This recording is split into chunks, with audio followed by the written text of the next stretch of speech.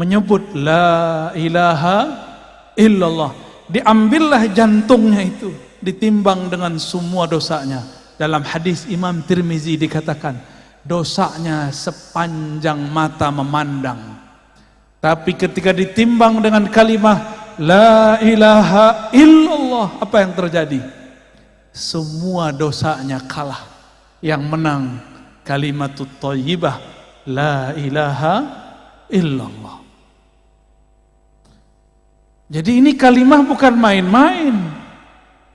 Maka jangan main-main dengan kalimah la ilaha illallah.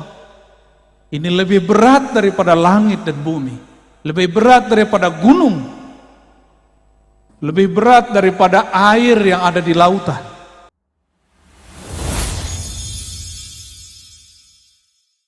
Ini jarang-jarang ada ijazah sanad talqin yang biasanya hanya diberikan kepada murid-murid secara tertutup.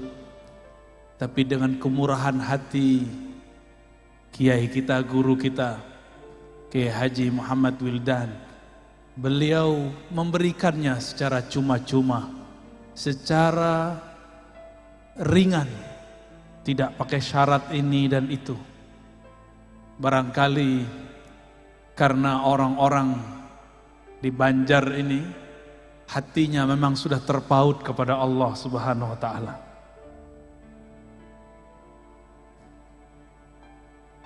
Alhamdulillah, dengan pembacaan sanad tadi, maka siapapun yang hadir, siapapun yang mengatakan qabilna, kami terima, siapapun tadi yang membaca la ilaha illallah, maka lafaz la ilaha illallah yang dia baca bersambung dengan lisan Rasulullah sallallahu alaihi wasallam. Jadi bagi orang-orang yang dia menjaga silsilah keilmuan kepada Rasulullah, lafaz la ilaha illallah pun ada silsilahnya, ada sanadnya. Enggak langsung baca buku, apalagi lewat YouTube, ya. Thariqat baru, Thariqat al-Yutubiyah. Tadi saya senang sekali melihat nasyid tahlil la ilaha illallah. Mungkin di Indonesia, bahkan Malaysia, Singapura, Brunei, sudah tidak ada penampilan zikir dengan teknik-teknik tadi. Kita boleh sebut ini seni berzikir. Di Aceh masih ada, tapi yang tersisa cuma tarinya, tari saman atau tari rifaiyah. Di Palembang masih ada manaqib Syekh Muhammad bin Abdul Karim As-Samman, manaqibnya, tapi zikir dengan teknik yang khusus. Barangkali di sini mungkin jarang dipakai, ya. Nanti saya akan membantu mencoba. Kenapa kepala itu gerak-gerak? Itu ada rahasianya. Enggak main gerak-gerak aja itu. Itu ada rahasianya kenapa kepala ke kanan, kepala ke kiri.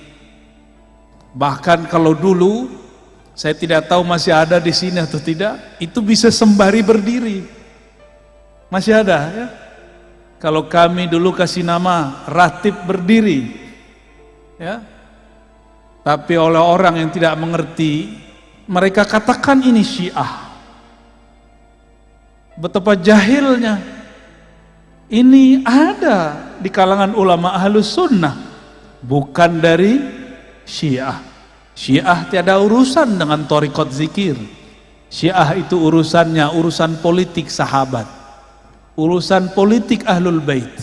Mereka tidak urus zikir-zikir begini.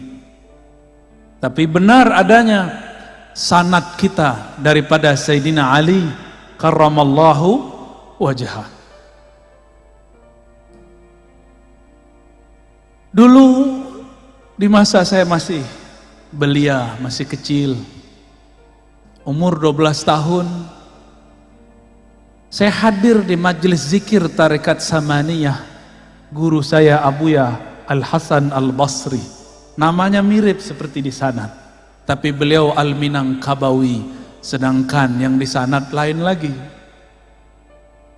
Abuya Hasan al-Basri, apa karamahnya? Saya belum ditalkin zikir tapi sudah fana duluan. Ketika beliau memimpin zikir ba'da salat isya, afdalu dzikri la ilaha illallah. Ketika beliau baca la ilaha illallah pertama, badan saya langsung bergetar. Kolbu ini seperti berguncang. Itulah zalzalah sebelum zalzalah. Gempa di dalam kolbu. Idza dzukirallah wajilat qulubuhum.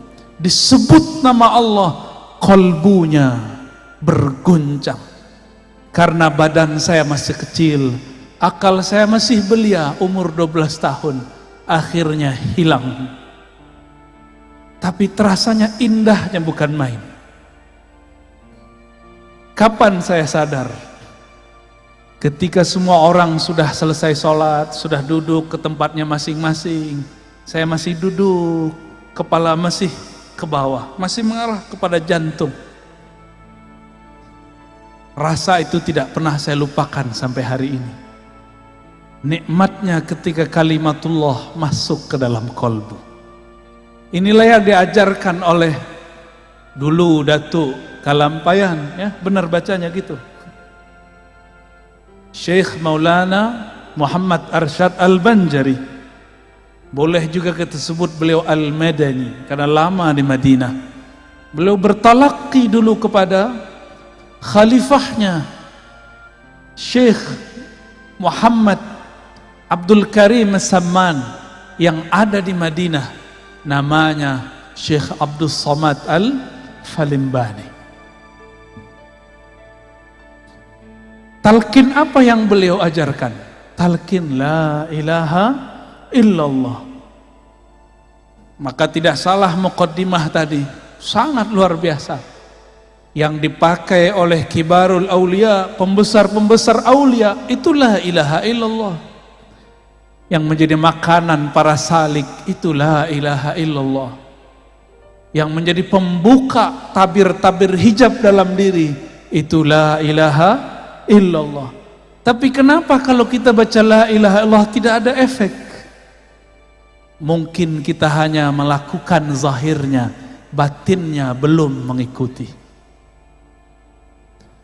Maka sebagai pelengkap nanti ada talqin zikir thariqat. Kalau tadi talqin zikir riwayat, insya Allah nanti saya kasih sebelum kita bubar, sebelum pulang. Karena menghormati Tuan Guru Wildan, beliau sudah bermurah hati memberikan sanad riwayat talqin. Dengan keberkahan juga guru-guru kita, Datuk Kalampayan, begitu juga Abah Guru Sekumpul yang saya sangat cintai beliau. Maka kami pun akan talqinkan insya Allah metode zikir baca la ilaha illallah yang musalsal inda ahli turuq sufiyah, yang dulu dipraktekkan oleh para ahli-ahli thariqah. Sehingga tahu kita kenapa kepala bergerak ke kiri, ke kanan, ke bawah. Itu ada rahasianya. Insya Allah tolong diingatkan nanti ya. Sebelum sampai ke sana, maka kita ambil dalam surat Muhammad ayat 19, Allah berfirman, fa'lam annahu la ilaha illallah. Kita potong saja sampai di situ ya. Fa'lam, maka ketahuilah. Oleh beberapa ulama diartikan maka ilmuilah bahwasannya lisya'annya la ilaha illallah, tiada ilah. Apa makna ilah? Ilah itu berarti sesuatu yang dituju, yang dimaksud. Dalam bahasa Melayu lama, maksud itu artinya tujuan. Maka mereka mengatakan tidak ada yang dituju kecuali Allah. Belakangan kata tuju berubah makna, ada yang mengartikan suka dan cinta. Karena memang kata ilah berarti cinta. Yang benar-benar dicintai hanyalah Allah Subhanahu wa ta'ala. Itu secara teorinya. Tapi tenang, nanti kalau talqinnya lebih mudah, teorinya hilang. Ya. Nanti juga sama metodenya. Cuma kalau tadi pejam mata, sekarang ditambah pejam mata, tangannya dinaikkan ke atas. Mengamalkan hadis Imam Al-Hakim, irfa'u aidiyakum, angkat tangan kalian. Nanti tangan ini kita bantu menghantarkan kalimah ke dalam jantung kita, insya Allah. Imam Al-Bukhari menerjemahkan ayat ini, apa kata beliau? Al-ilmu qabla al-qawli wal-amal. Berilmu dulu, baru berkata, baru beramal. Kenapa la ilaha illallah kita baca, katanya memberatkan, lebih berat daripada langit dan bumi. Tapi kenapa tidak terasa berat di kolbu? Kata orang, berdasarkan ayat tadi, jika disebut nama Allah wajilat qulubuhum, jika disebut nama Allah bergetarlah kolbu. Kenapa tidak bergetar? Karena belum fa'lam, belum kenal. Saya ini heran ngelihat Paman Birin kemana-mana pakai sendal sendal apa namanya tuh? Sendal jepit. Masya Allah. Kalau ziarah, orang nggak ngelihat saya, ngelihat beliau. Kalau orang tidak kenal beliau, dikira siapa nih? Wah, kayaknya tamu nih, tamu biasa. Tapi kalau kenal, hormat. Semua orang hormat. Apabila kita tidak kenal seseorang, cuma kenal namanya, maka tidaklah bergetar jika disebut namanya. Tapi kalau sudah kenal yang disebut namanya, namanya diulang-ulang dalam kolbu, itu akan mengguncangkan isi kolbu. Inilah yang dikatakan Nabi SAW. Innallaha harrama 'alan nar.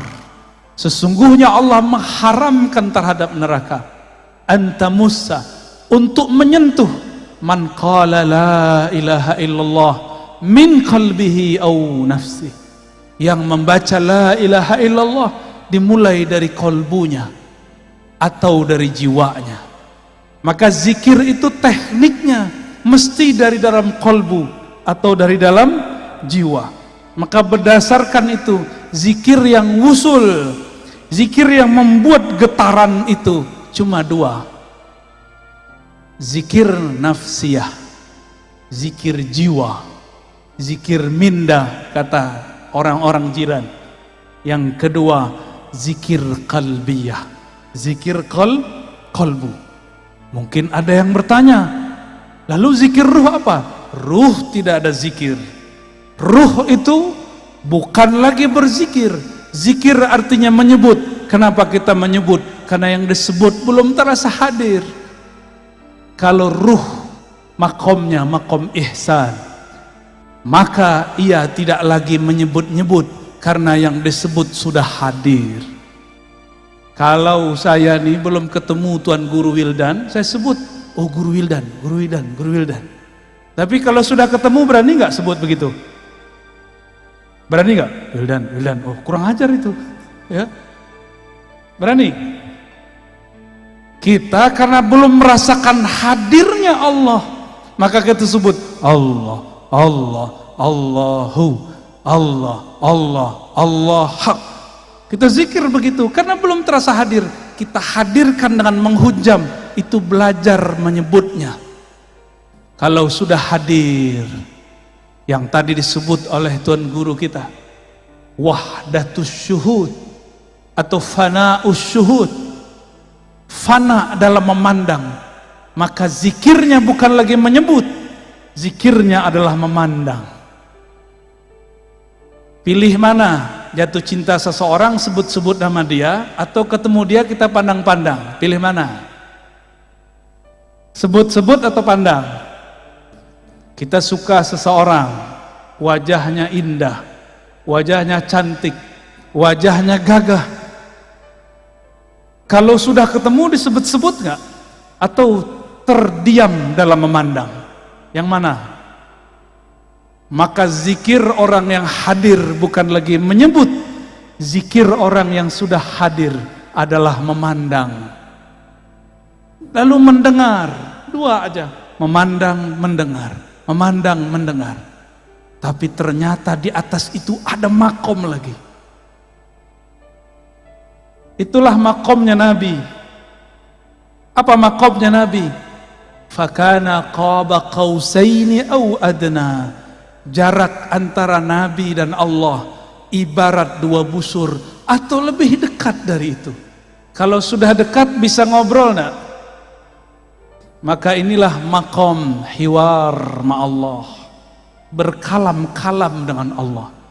Sayyidina Musa itulah makomnya. Nabi Muhammad au adna, lebih dekat daripada itu. Itulah makom Sayyidina Muhammad sallallahu alaihi wasallam.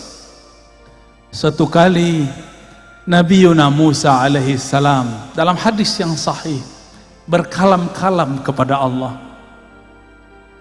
Apa kata Sayyidina Musa? Ya Rabb, khussani bidzikrin. Tolong istimewakan aku, khususkan aku dengan satu zikir. Barangkali riwayat ini sudah sering kita dengar. Lalu Allah mengatakan, Ya Musa, qul la ilaha illallah. Wahai Musa, cukuplah engkau membaca la ilaha illallah. Apa kata Sayyidina Musa? Ya Rabb, ini zikir dibaca oleh orang awam ataupun khawas. Tolong khususkan aku dengan satu zikir saja. Apa kata Allah?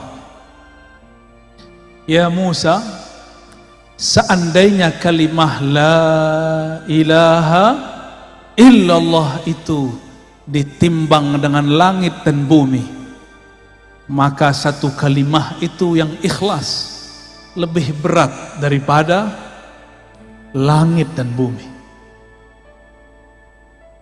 Maka nanti di akhirat akan ada sekelompok orang tidak punya amal apapun, maka dia mau digiring oleh malaikat azab. Tiba-tiba Allah berkalam. Dalam riwayat Imam Tirmizi disebutkan bahwa Allah kemudian mengatakan, wahai malaikatku, bedahlah dadanya, perhatikan denyut jantungnya.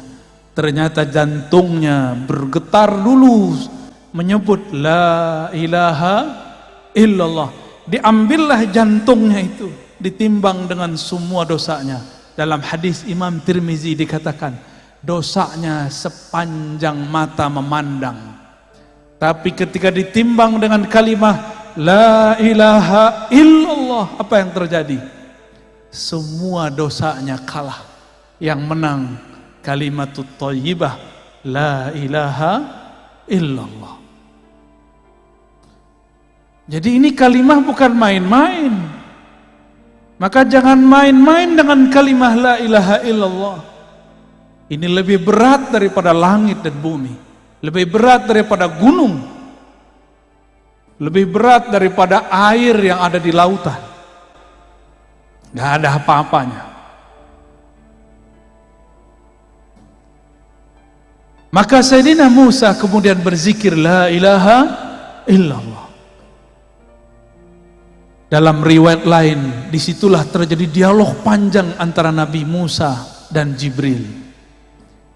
Beliau melihat di ufuk, suatu ujung bumi, banyak sekali umat. Kata Nabi Musa, hai Jibril, itukah umatku? Kata Sayyidina Jibril, betul. Lalu beliau diperjalankan lagi ke negeri yang lain. Maka Sayyidina Musa melihat umat yang lebih banyak daripada umatnya. Kata Sayyidina Musa, hai Jibril, itu umat siapa? Umatku juga? Nabi Musa sudah gak yakin, karena umatnya banyak dulu ingkar. Kata Nabi, kata Sayyidina Jibril, wahai Musa, itu umat akhir zaman. Kita di akhir zaman bukan? Di akhir zaman. Namun Nabi Musa kepedean. Bril, itu umat saya bukan? Saya enggak yang jadi nabinya. Nabi Musa sama Jibril itu udah kayak orang kenalan, bro panggilnya. Bro Jibril, itu umat saya bukan? Bukan, kata Jibril. Oh, kok bukan saya jadi umatnya? Kata Sayyidina Jibril alaihissalam, itu umat akhir zaman. Kalau gitu, saya aja jadi umat akhir zaman. Maka memintalah Sayyidina Musa, ya Allah, jadikan aku nabi umat akhir zaman. Apa kata Allah? La ya Musa, tidak wahai Musa. Nabi akhir zaman itu Muhammad sallallahu alaihi wasallam. Disitulah beliau angkat tangan, ya Rabb, kalau begitu jadikan aku salah satu dari umat akhir zaman. Umat corona, ya. Jadi jangan sedih jadi umat corona. Nikmati. Inilah dulu yang diminta oleh Sayyidina Musa. Di akhir zaman ini semua bala bencana ada, banjir ada. Ini Banjar lagi panen banjir Pak Gubernur ya. Kita berdoa semoga segala Allah selesaikan. Ya. Nanti diberikan jalan insya Allah. Amin ya rabbal alamin. Siapa yang terkena musibah semoga tetap bersabar. Innallaha ma'ana. Itu Nabi Musa. Dulu pernah doa nggak? Ya Allah, dulu di alam sana pernah doa nggak? Gak ingat kan? Gak ada yang ingat, saya juga gak ingat. Tapi sebenarnya kita dulu semuanya berdoa. Dulu di alam arwah semua kita dulu berdoa.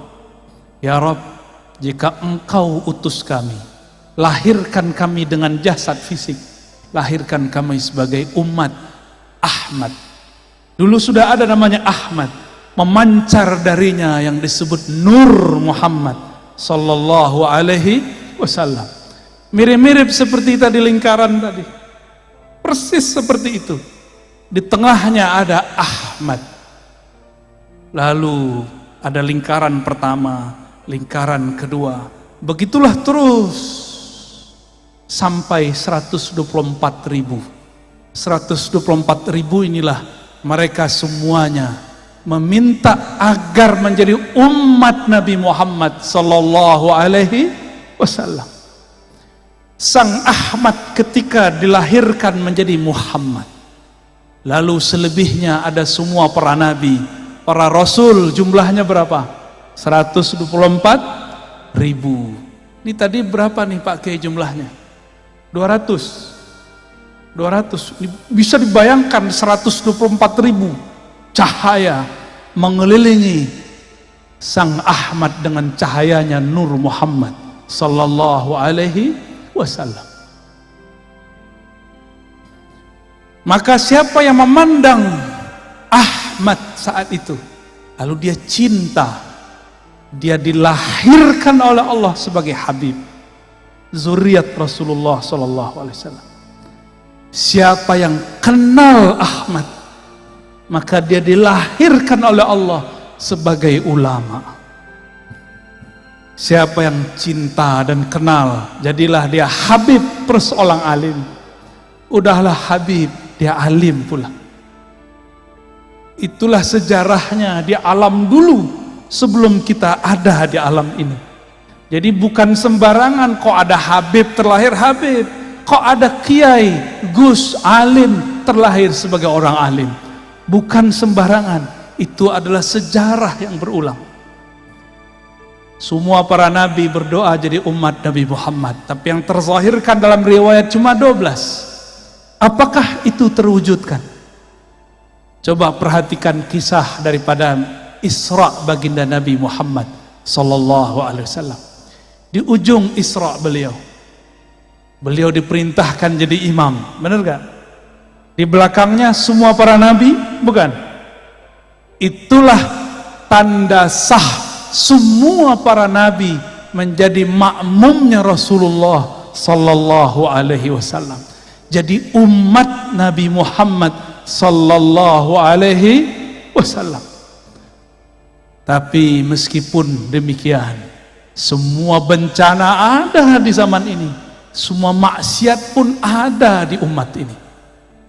Tapi nggak usah khawatir, semua ma'rifatullah diturunkan pada umat ini, khususnya akhir zaman, dan sudah dimulai di negeri ini dulu oleh Syekh Abdul Samad Falimbani, Syekh Muhammad Arsyad, bahkan dengan lugas, dengan jelas sekali Abah Guru Sukumpul juga mensyarah tentang ilmu ini. Dan kita nggak boleh berhenti, kita teruskan kajian-kajian ma'rifatullah mengenai Nur Muhammad sallallahu alaihi wasallam. Inilah ma'rifat yang dulu dicari oleh para arwah. Maka berkatalah Al-Habib Zain bin Smith, begitu juga Syekh Abdullah Faiz Ad-Daghestani An-Naqsyabandi. Apa kata mereka dengan makna yang sedikit berbeda, lafaz yang sedikit berbeda, maknanya hampir sama. Siapa yang wafat, meninggal, mati, belum cukup suluknya, riyadhahnya, belum cukup ma'rifatnya, maka dia, jika dia seorang mukmin, dia mesti menyempurnakan jika masuk alam kubur. Jadi jangan dikira masuk kubur langsung ketemu Allah. Belum tentu. Orang masuk kubur disidang dulu, man rabbuk. Kecuali seperti tadi saya dijemput oleh timnya Paman Birin, keluar dari pesawat langsung ada yang jemput, nggak perlu lewat-lewat tempat biasa. Itu kalau kenal yang punya, yang mimpin negeri Kalsel, yang menguasai rajanya alam barzakh, yang boleh membantu di padang mahsyar siapa? Baginda Rasulullah sallallahu alaihi wasallam. Maka siapa yang kenal beliau, sering menyapa beliau, sering berselawat kepada beliau, nanti beliau kirim orang-orangnya untuk menjaga kita. Bahkan jika kita ini orang spesial, Rasulullah sendiri yang menyambutnya.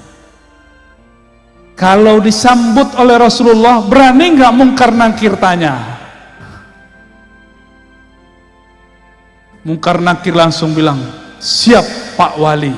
Bukan wali kota, waliullah. Gak berani mungkar nakir sentuh. Kenapa? Karena dia kekasih Rasulullah sallallahu alaihi wasallam. Maka yang ditanya di kubur cuma dua, mukmin, munafik. Adapun wali nggak ditanya. Wali ini ada dua, wali Allah, wali setan. Itu nggak ditanya. Pilih mana? Hadirin pilih mana? Wali Allah atau wali setan? Wali Allah lah. Wali itu artinya bukan orang sakti. Wali itu artinya yang cinta kepada Allah. Mungkin gak cinta tanpa kenal? Mana ada orang jatuh cinta tapi gak kenal? Mungkin gak? Gak ada kita cinta seseorang gak kenal. Kita kalau senang seseorang, kita cari namanya di Facebook, kita search namanya di IG, Instagram, kita cari-cari kalau ada di Google, itu namanya ma'rifatul asma. Maka jatuh cinta pertama mencari nama yang dikasihi. Semakin kenal nama, semakin kenal yang punya nama. Maka orang-orang yang kenal Rasulullah pasti dia menyimpan nama-nama Rasulullah sallallahu alaihi wasallam. Oleh karena itu ulama kita dulu buat kaligrafi indah mengenai nama-nama, ditulis dengan sangat bagus dalam kitab-kitab salawat, dipelajari, disyarah oleh ahli-ahlinya. Karena kenal Rasulullah dimulai dengan kenal nama. Begitu juga kepada Allah. Siapa yang kenal kepada Allah, maka kenalnya, mengertinya dengan nama-nama lebih banyak daripada yang tidak mengerti.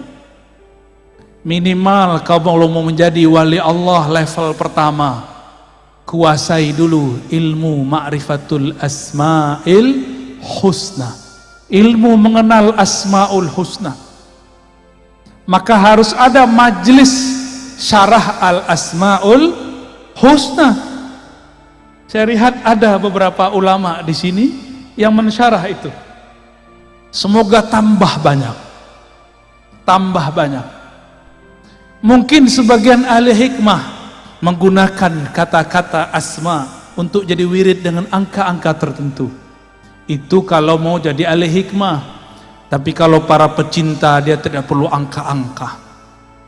Disebut saja nama Allah, sebut saja Rahman, Rahim. Namun kalau ingin belajar ilmu angka, ada ilmunya, disebut ilmu hurufi wal adat, ya. Ilmu huruf, ilmu hurufi wal adat, dan itu ada babnya. Hadirin hadirat yang dimuliakan Allah, suatu kali dalam riwayat yang tadi dibaca, ada orang datang kepada Rasulullah. Siapa orang itu? Ternyata mantunya sendiri, Sayyidina Ali karramallahu wajhah. Beliau ini sudah membuka jalan untuk kita, karena gelarnya babul ilm, pintu ilmu. Maka tiada sesuatu berlian yang ada di dalam kota ilmu kecuali melewati pintu Sayyidina Ali karramallahu wajhah. Maka tiada tariqat sufi di muka bumi kecuali lewat Sayyidina Ali.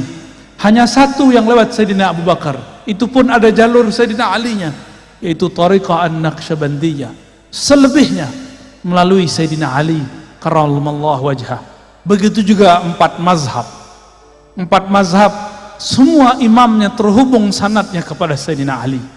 Benarlah kata Sayyidina Muhammad sallallahu alaihi wasallam, kullu nasabin inqata'a illa nasabi. Semua nasab terputus kecuali nasabku.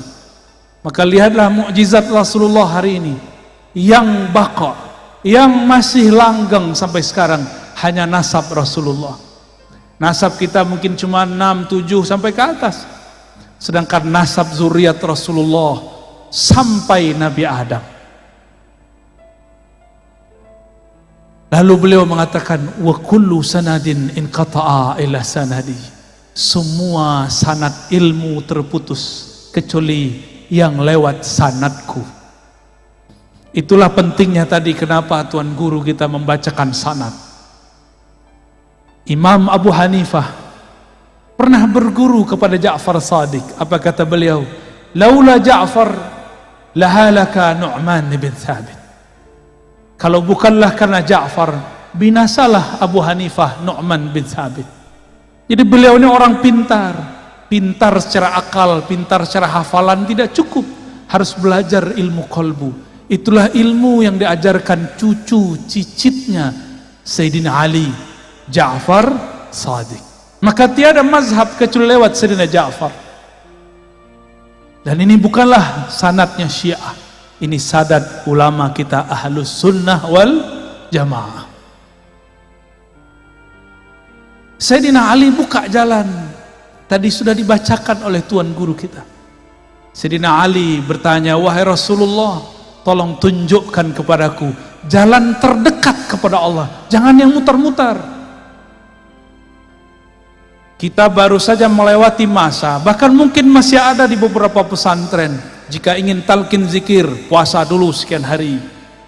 Ingin dapat dalail khairat, puasa dulu sekian tahun. Itu cara. Tapi Sayyidina Ali mudahkan jalan. Apa kata beliau? Akrab, lebih cepat. Wa ashal, lebih mudah. Wa arfa, dan lebih tinggi. 3 itu.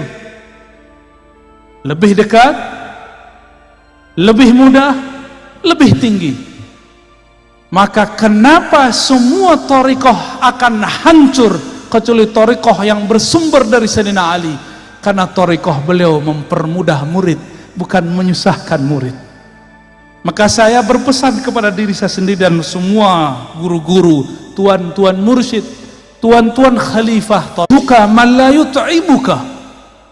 Guru hakikimu, mursyid hakikimu bukan yang banyak wiridnya, banyak puasanya, bukan.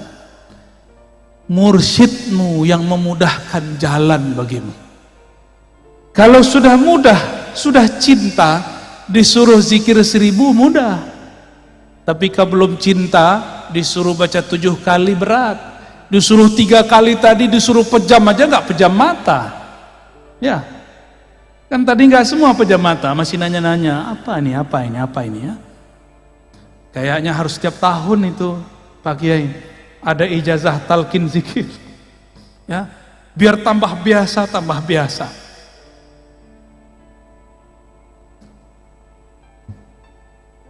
Saya dapat sanad ijazah Thariqah Samaniyah daripada Abuya Masri, namanya pakai ri belakangnya, Abuya Masri, Abuya Hasan Basri, Abuya Darlis bin Hasan Basri.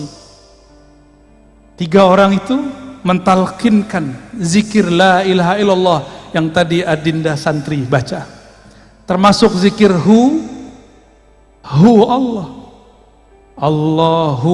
Allahu itu ada titiknya. Tadi Bapak Ibu Saudara lihatnya, itu duduk bisa lama begitu. Latihan berapa bulan? Kesemutan nggak tadi?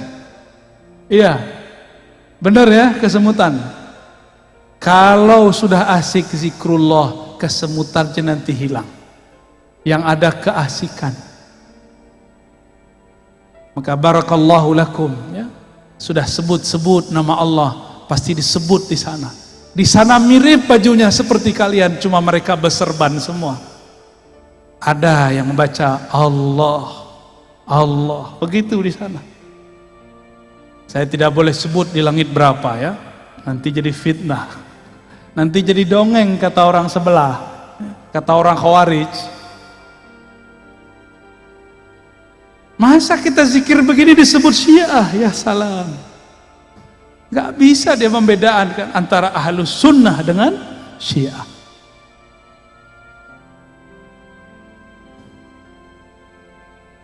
Sayyidina Ali kemudian dipanggil oleh Nabi. Apa kata Sayyidina Nabi SAW?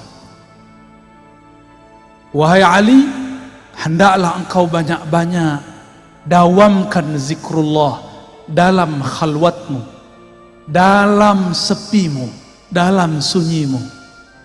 Kata Sayyidina Ali, kalau itu saya tahu wahai Rasulullah, gimana caranya?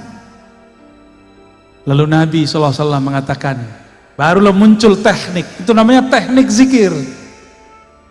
Wahai Ali, supaya jiwa dan kolbu itu ikut serta dalam zikir, muncullah teknik berzikir.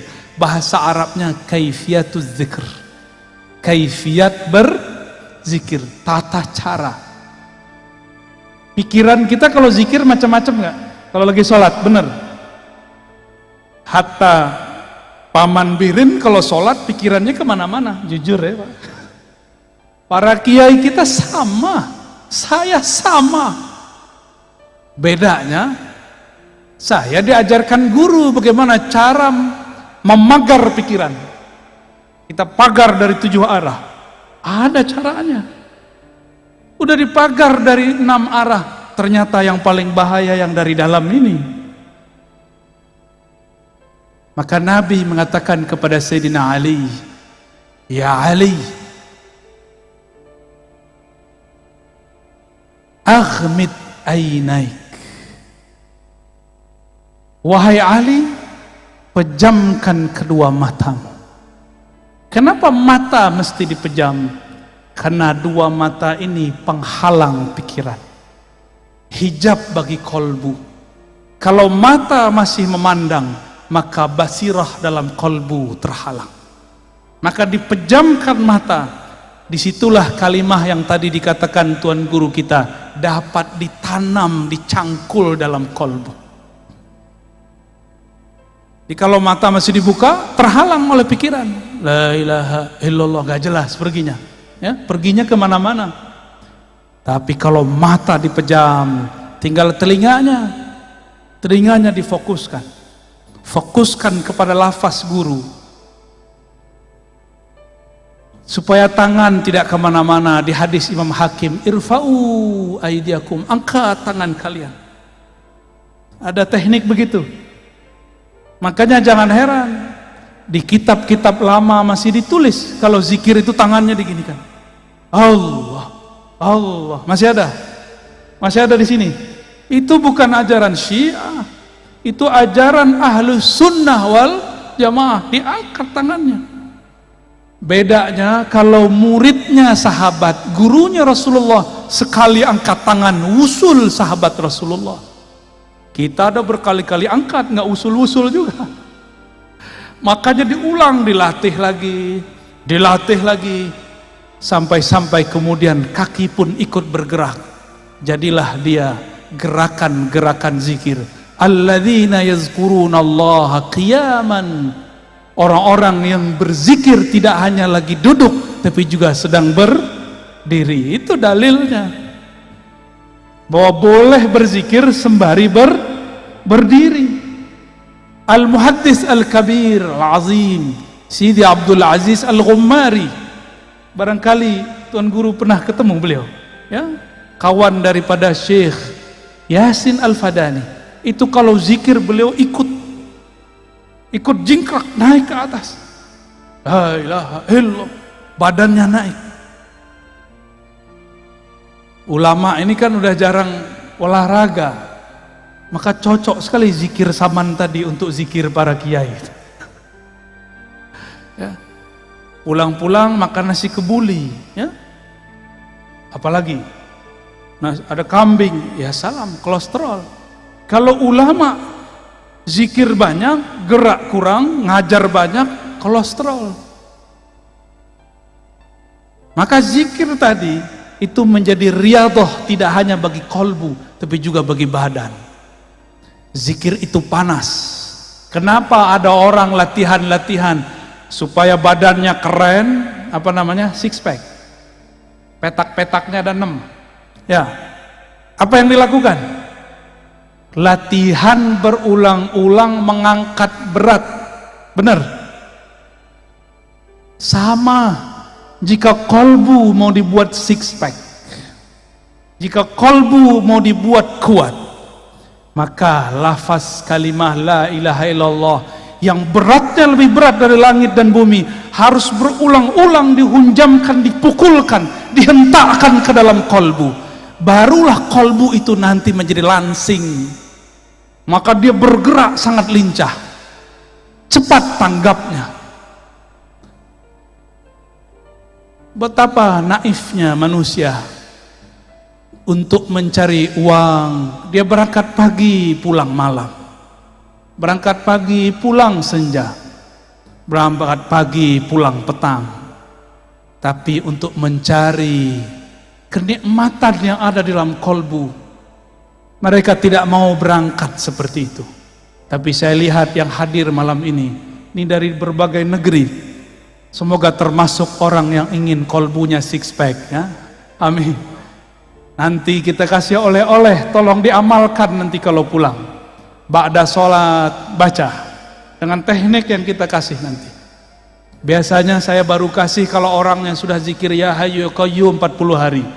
Tapi khusus untuk orang Banjar atau orang yang hadir malam ini, kita berikan dengan mudah, karena Sayyidina Ali telah mempermudah. Guru kita Tuan Guru Wildan juga sudah mempermudah ijazahnya. Insya Allah. Mau langsung atau nanti? Tar dulu ya. Jam berapa nih? 11, sampai jam berapa kita? Wah, gimana, udah kesemutan belum? Kasih saya tisu dong satu.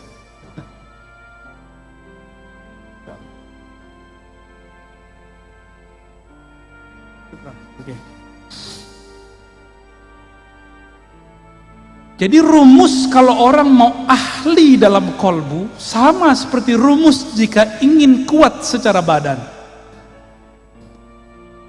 Betapa aneh orang sakit jantung, katakan dokter sama dia, wahai Tuan, supaya sehat jantung Anda, jalanlah setiap hari 30 menit. Benar. Jalanlah 1 jam. jalanlah 1-2 kilo. Kalau dokter yang berfatwa, kita dengar. Sekarang ada kiai, ada guru, ada ustadz, ada para syaikh. Mereka sedang memberikan obat bagi kolbu. Tapi sayang sekali, pasiennya bandel-bandel. Ya. Zikir itu banyak, tapi zikir yang dapat jadi obat tidak banyak. Sebagaimana obat itu banyak, tapi yang efektif mengobati badan harus sesuai dengan resepnya dokter. Dokter itu bukan orang yang cuma belajar sebentar, setahun 2 tahun. Dokter itu kuliahnya 4 tahun, praktek koasnya 2 tahun, 6 tahun baru bisa mengobati badan. Apalagi kalau ingin mengobati kolbu. Kalau jam terbang kolbunya sebentar, bagaimana ia akan menghendak mengobati kolbu? Maka anak-anak kita kalau mudanya sibuk bermain, nonton, nge-game, jadi apa nanti dia kalau dewasa? Kalau bapak-bapak ini masih sibuk nonton, bagaimana nanti dia ketika ajal datang? Harus punya satu waktu dia berkhalwat, bersepi-sepi dengan Allah Subhanahu wa ta'ala. Maka Nabi berkata kepada Sayyidina Ali, "Ya Ali, ghammid ainaik." Wahai Ali, pejamkan matamu. Lalu isma' minni salasan, dengarkan aku baca la ilaha Allah 3 kali. Ini diperdebatkan caranya. Isma' minni ini apakah setiap baca la ilaha illallah lalu kita ikuti la ilaha illallah, atau tunggu dulu sampai selesai la ilaha 3 kali baru kita ikuti? Ini perbedaan ahli thariqah. Saya dapat dua-duanya. Ada guru saya mengatakan, "Qul la ilaha illallah," kita baca la ilaha illallah sampai 3 kali. Ada juga guru seperti Tuan Guru Wildan tadi, beliau baca dulu 3 kali baru kemudian kita ikut 3 kali. Cuma ada yang belum disebut di riwayat itu, adanya di riwayat Imam Bukhari. Apa kata Nabi tadi? Allah mengharamkan neraka terhadap orang yang membaca la ilaha illallah dari kolbunya atau dari jiwanya. Bagaimana cara membaca la ilaha illallah dari kolbu?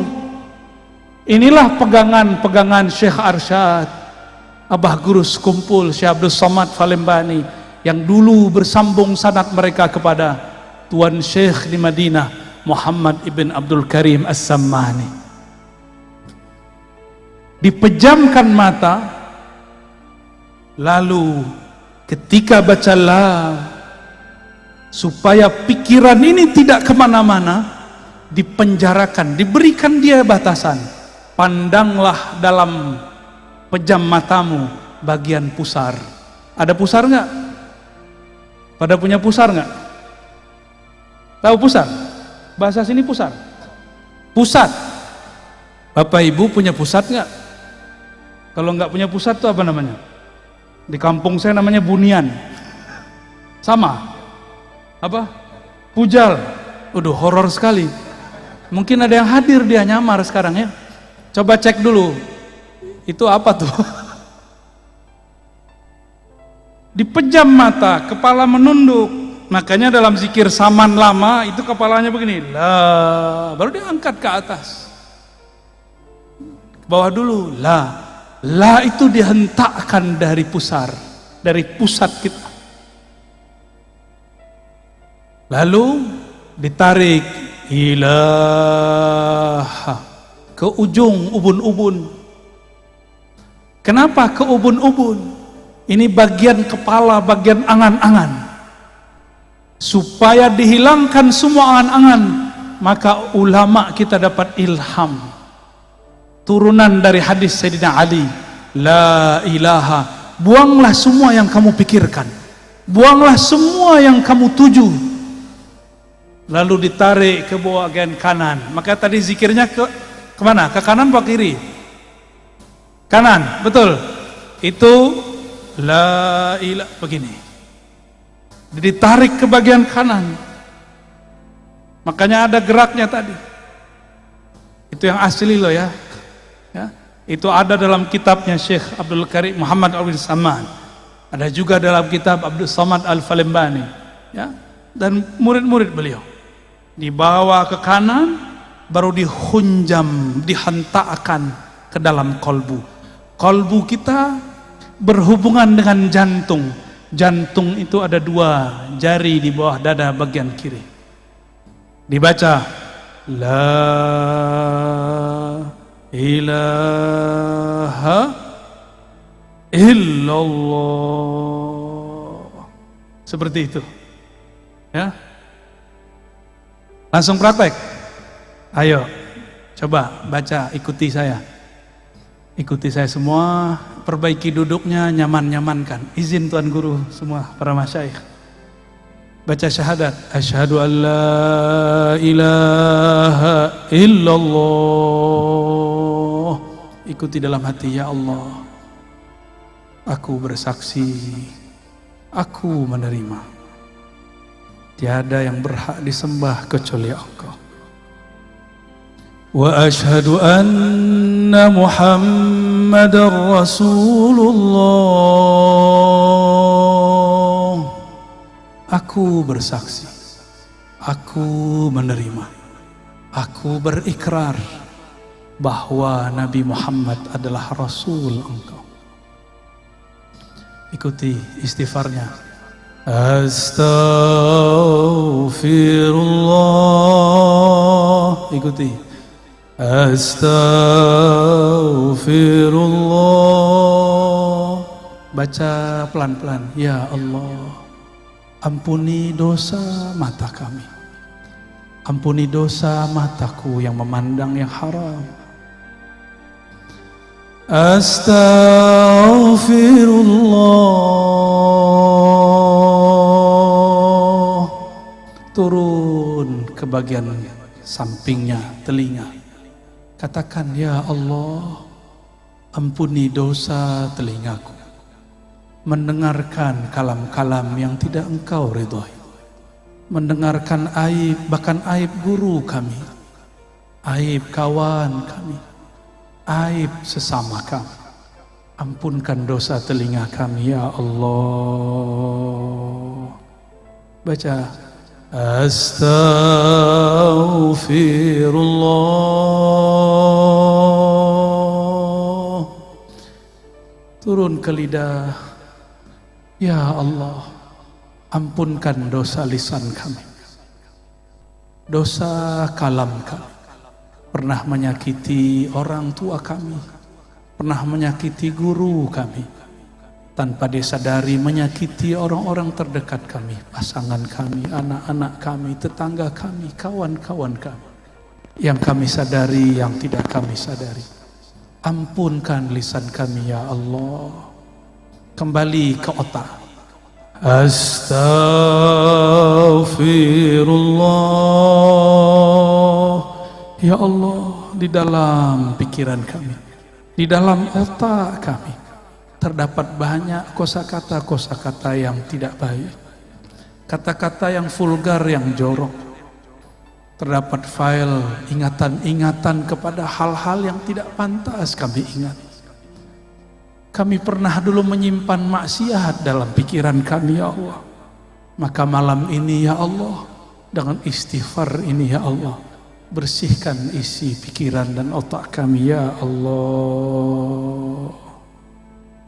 Kita turun ke tangan dan kaki, kita istighfarkan. Astaghfirullah. Ya Allah, tangan ini mungkin dulu pernah mengambil yang tidak jelas hukumnya. Kaki ini dulu pernah melangkah kepada yang Engkau tidak ridhoi. Tangan ini pernah makan tanpa menyebut nama Engkau. Bahkan mungkin tangan ini pernah memegang sesuatu yang haram, ya Allah. Ampunkan satu tetes darah di tangan dan kaki kami, ya Allah. Turun kepada perut kita. Istighfarkan isi perut kita. Astaghfirullah. Ya Allah, perut ini pernah makan sesuatu tanpa menyebut nama Engkau. Perut ini pernah diisi dengan makanan yang tidak jelas hukumnya di sisi Engkau. Bahkan mungkin ya Allah, dulu pernah perut ini memakan yang haram ya Allah. Atau dulu pernah orang tua kami salah makan ya Allah. Ampunkan isi perut kami ya Allah, yang menjadi darah setetes ya Allah, yang menjadi satu sel di tubuh kami ya Allah, yang menjadi satu helai rambut ya Allah. Ampunkan isi perut ini dari selain Engkau ya Allah. Turun kepada kemaluan, kehormatan kita. Istighfarkan diri ini yang hina, yang dulu pernah berbuat durjana.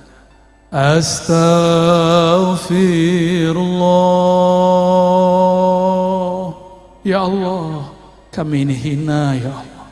Zahirnya terlihat soleh ya Allah, batin kami banyak maksiat ya Allah. Zina hati ya Allah, zina badan ya Allah. Ampunkan semua ini ya Allah. Pindah ke dalam hati, istighfarkan hati kita. Mungkin ada sombong, ada merasa lebih pintar, merasa lebih soleh daripada orang lain, merasa lebih baik daripada orang sebelah. Istighfarkan kalbu, pegang dadanya, sama-sama pegang dadanya.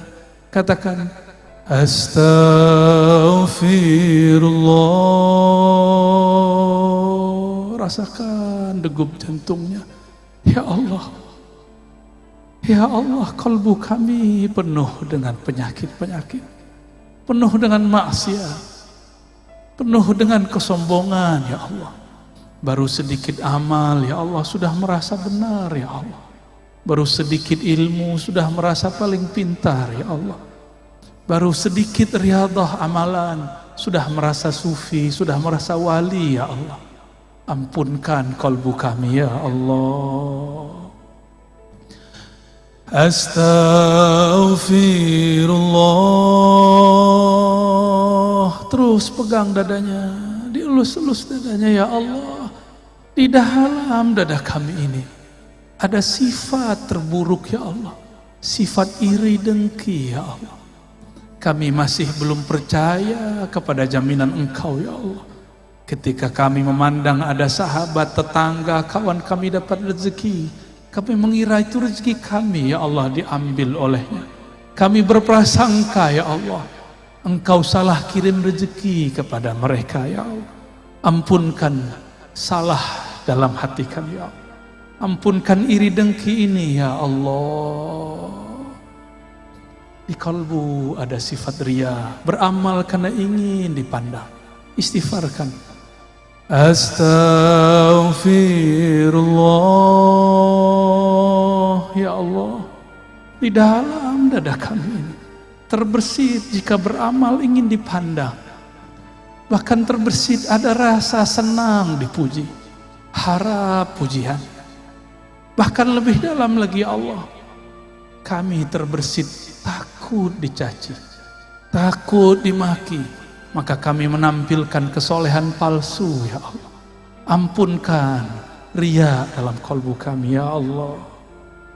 Astaghfirullah. Ya Allah, di dalam kalbu kami ada kelalaian ya Allah.